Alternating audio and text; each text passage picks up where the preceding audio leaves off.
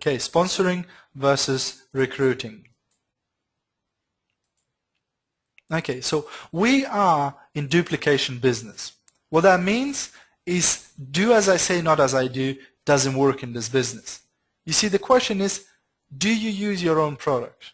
Do you sell your own product? Do you attend the presentations, webinars, and trainings? Do you read emails from the upline sponsors, and do you share them with your team? Do you regularly call your team? The fact is that if you expect to introduce few people to this business and them to do the whole business for you, that will not happen. Most important thing here is, do I teach my team members how to do the same? So the idea of do as I say, not as I do will never work in this business. Whatever I teach my team members, I do something first myself. If I teach my team members to do 1,200 personal points every month, then I'll do it myself to begin with. If I teach my team members to go approach beauty salons and hairdressers, I'll do it myself first, and I will teach my team members how to do that too. So only thing you need to do is follow the footsteps of your sponsor and also teach the same thing your team members. So you all heard about Chinese whispers. How are you introducing people to this business? Are you using the proven materials? Are you using opportunity meetings, webinar facility, 2-on-1 presentations, support sites, or are you trying to invent the wheel? People who succeed in this business are the ones that use the system. Do yourself a favor and work smarter and not harder. Use the resources that are provided. Those of you who are on the call tonight, you're using at least one of those tools, the webinar facility, because you can learn how to present the business, how to present the product, how to present the marketing plan, and many other topics within, the webinars. But not everybody will attend that, and it is their choice. However, if you want to succeed in this business, you have to use the system. You can't take few things out of the system and then blame the whole, company that it doesn't work. We always have this example about the radio, and if you take the batteries from the radio, the sound will stop. Now, is the battery responsible for the sound? Of course not. It's responsible for something else, for the power. But if you take one part from the system, from the radio, being the batteries being the part, the whole system will stop working. So exactly the same way in this business, you need to use the whole system and you need to follow the whole of the steps that need to be taken. So it's not only about selling, or it's not only about sponsoring, it's not only about trainings, but it's about all of these things together. So teach your team members everything that you know about, because sponsored people in network marketing are like children. They are like newborns. So we need to take them and teach them step by step everything that we know about the business. And if you don't know much yourself, then go to the training together. It's okay. Sometimes people say, look, I've just joined a week ago and I've already sponsored somebody. How can I teach them if I don't know anything? Well, that's fine. Go to the trainings together. Use your sponsor who perhaps been in the business for a longer time. And be patient with your team members. Don't just presume that they know everything. Make sure you explain everything very, very clearly so they have an understanding of how the whole business works and how they can be earning money. And be persistent too. It is vital that in your business you build those relationships with your team members to inform them of all the meetings, of all the trainings, and of all the events. And those of you that are in my team, me. I always send emails. I always send text messages. I Facebook. I Twitter, and what don't I do? I blog and all that to provide my team with as much information as possible and with all opportunities to learn possible.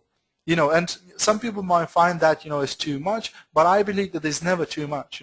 If you keep in touch with your team members, those that want to do the business, they will appreciate the fact that you share that information with them, that you're teaching them, that you're helping them, and that you're supporting them every step of the way.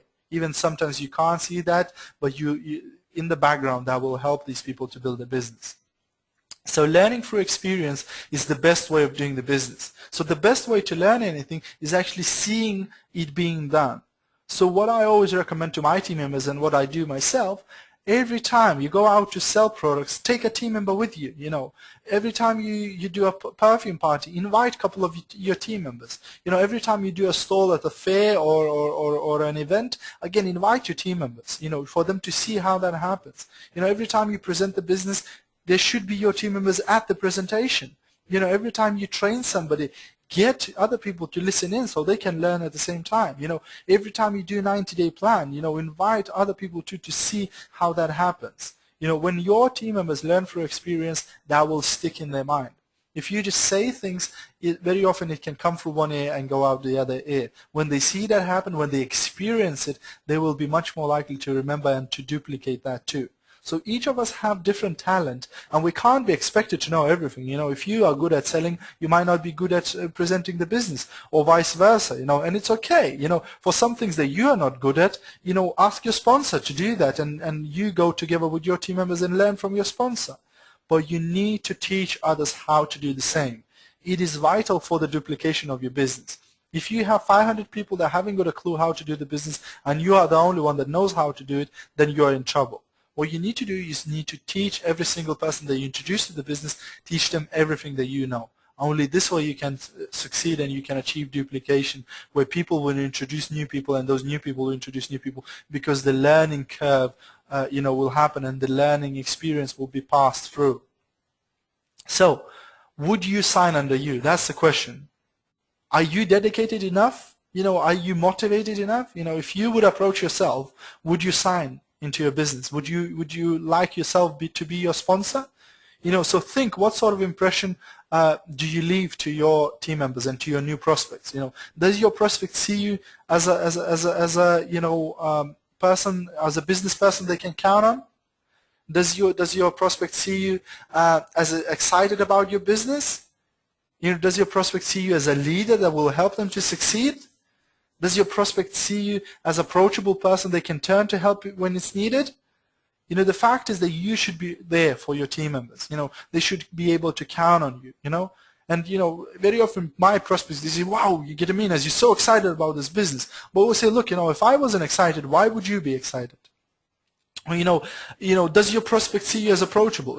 I had a lady that called me from Spalding, or from Boston, which is about 2.5 hours away from where I live. And she's in my team, but she called me up and she said, "Gediminas, could you help me to make an order? Because my sponsor is saying that she hasn't got time for me." Now, for me, that was shocking, But I said, "Of course, I will help you." And I helped her to do an order. I helped her to make a call, and everything. I literally done the whole thing for her. But she ordered about 800 points worth of product. I don't know about you, but in my team, 800 points is quite a good amount, and it counts. And I wouldn't like to have missed that amount of points in my team. But this lady called me only because she thought, yeah, he's a person that I can approach for help. He's a person that will look after me, So you have to come across that, and sometimes you will work with people that are 2 levels down, 3 levels down, 4 levels down, 5 levels down. It doesn't matter, because sometimes, as shocking as it is, some people will not take this business serious, and they will introduce people to this business and quit the business themselves. And these people will be left alone, so they need you to be the person they can turn to. And the question here is whether you want to work for people or you want to work with people. Now, you see, you can't build a business for a person, but you should build a business with the person. Because if you do it for them, then you will have to do the business for their team members, and their team members' team members, and their team members' team members. You get the point, right? Because you will be doing the business for everybody. And that's why that was my main mistake when I first started this business. I would sponsor somebody into the business, and I would say, "Look, all you need to do is find people, that you want in your team, and give me their contacts." And sure enough, my team member would call me a few days later, and they'll say, "Oh, Gediminas, I found this guy. He's interested in the business. Can you meet up with him?" And I say, "Yeah, of course." And my team member would say, "Oh, do you want me to come?" And I go, "No, don't worry. I'll go and meet with them and tell them about the business." So I go and tell them about the business, and sure enough, they get signed up. And I said to them, "Look, if you find any people, I'll help you to sponsor them." And sure enough, they called me a few days later. They say, "I've got a guy, or a girl. Can you meet with them?" And I say, yeah, of course. They say, "Should I come?" No, don't worry about it. And then what I realized, that I was sponsoring people 5, 6 levels down, and all the way up, the 6 levels up, people hadn't had a clue how to present the business, because they haven't heard a presentation a single time, because I was doing all of the work for them. So what I started doing since then, I started asking for my team members to be present when their team building happens. I don't mind doing presentation for my team member, but I want them to be present so they can learn how the whole thing happens. And if they sit next to me, if they learn, then they can teach other team members. If they can teach, the duplication happens, and then hooray, your business grows. So this is what you want in this business. You want the duplication. So you want your team members to learn. You don't want, we know all about the saying, if you give a person a fish, he'll be full for a day. If you teach a person to fish, he'll be full for a lifetime. So what you want to do is teach your team members, not just do it for them. And is it worth it? You might be saying, oh, is it worth this, all the hassle, all this babysitting, all this hassle, is it worth it? Well, would it be worth to invest your time in somebody and teaching them if I told you that that person will bring you £3,200 every single month in residual income? Now, most of you will go, yeah, of course it's worth. So let's have a look at the numbers. We have a diamond orchid in UK, and she's on average making anywhere about £16,000 a month. Now, in order for her to achieve diamond orchid level, she needs to have 5 legs of pearl orchid or higher, 5 people that achieve pearl orchid level or higher. So if we divide the 16,000 by 5, that works out about £3,200 a month per person that she has trained up. Now, was it worth for her? Absolutely. So the only problem is that you don't know which person will be that pearl orchid in your team. But then again, if we knew, it would just be boring, right? Okay, so my question is, do you like banging your head against the wall? If not, learn the game, needs versus wants. You see, all of us needs this business, all of us need more money, but also we need to go to dentist regularly, we need to exercise every morning, we need to pay taxes, but do we want it? Of course not. So what you want to in this business, you want to sort through people and not to convince people. Imagine that your task was to find 5 people whose name is Bob. Exactly the same way like your task in network marketing is to find people who want to build a home-based business. So let's say your task is to find 5 people whose name is Bob. Now what is easier? To find 5 people whose actual name is Bob, or to find any random 5 people and try and convince them to change their name into Bob? You go out into the street, find the first person, and you try shaking them until they agree to change the name into Bob. I think that's really, really hard job. Instead, why don't you find people whose name is Bob? Exactly the same way in network marketing business. You don't need to convince people, you need to sort through people. So how to sponsor? You need to find groups of negative people. Can you do that? Just go to work and you'll find lots of negative people. Then, when you hear the negativity, when they complain about the petrol prices, when they complain about their car, when they complain about their house, when they complain about their boss, when they complain about how little they earn, ask them a question. Would you like to do something about it? And if they would, offer them the business. If they wouldn't like to do anything about it, there is nothing you can do to help them. If they don't complain, ask them, what are your 2 biggest financial problems in life? So one will be wife, second problem will be something else, right? So you can't solve with the first one. With the second one, you can say, look, you can't solve the problem. Sometimes when people say, oh, about the petrol prices, it's going up, I always say, would you like to do something about it? And they say, oh, what can I do about petrol prices? Well, I'll say, you can't do anything about petrol prices, but you can double your income and then don't worry about petrol prices. So help people, show them that, look, I have a business that can solve your financial problems. So we have a simple system of 300 plus 1, where you do 300 personal points every month, which is about 10 bottles of classic collection, and you introduce 1 person a month that does the same. Now you might think that's not big numbers. Month 1, you introduce 1 person, there's 2 people in your team. Month 2, 2 of you introduce 1 person each, there's only 4. Then 4 of you introduce 4, 1 each, there's only 8. That doesn't look like a lot, does it? But by month 12, if you carry on, that's over 4,000 people in your group. Now 4,000 people times 300 points, that's 1,200,000 points. That's diamond orchid points, boys and girls. So this business isn't difficult. It is very, very simple if you follow the system and if you teach your team members to the letter. It is so important not to try and change the system, but to teach people. Now imagine if you introduce not 1 person a month, but 1 person a week. What about if you introduce 1 person a day? How has your business changed? How it can grow? So you need to make sure that you are informing the team, not the TAM, the team. So as a sponsor, you should create a contact list of all of the people in your team, or at least your first line, and then you need to pass any important information that you receive from the sponsors. What I personally use, I use MailChimp.